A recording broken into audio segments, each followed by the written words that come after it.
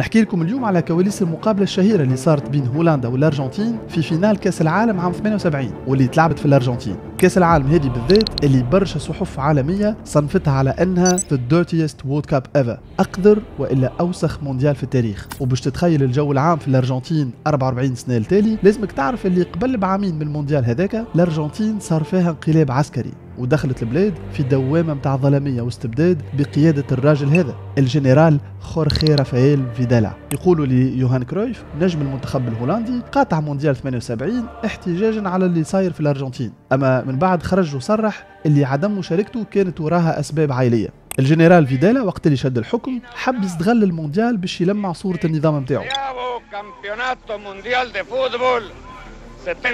قام على المعارضة، إخفاء قسري، تعذيب حتى الموت، كل الوسائل كانت متاحة باش وقت اللي يجيو الصحفيين لجانب ما يقابلوش حد معارض حكم الديكتاتور. الجمعيات الحقوقية تقول اللي في الفترة اللي شد فيها فيدالا الحكم تفقد 30,000 واحد وما عادش شافوهم عائلاتهم بالكل. Nos han quitado lo más preciado que puede tener una madre, su hijo.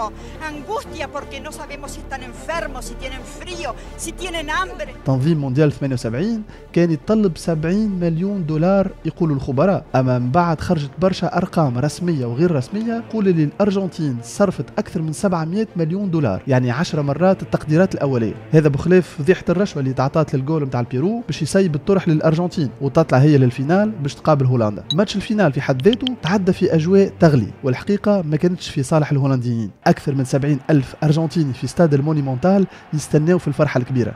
الأمبيونس كانت تخوف، وفي تصريحاتهم بعد المونديال الأمن تحسه كان مش موجود، يقولوا الملاعبية الهولنديين، وكان ربحنا نحن الطرح هذاك راهي صارت كارثة. الأرجنتين ربحت الطرح 3-1 وهزت كأس العالم لأول مرة في تاريخها.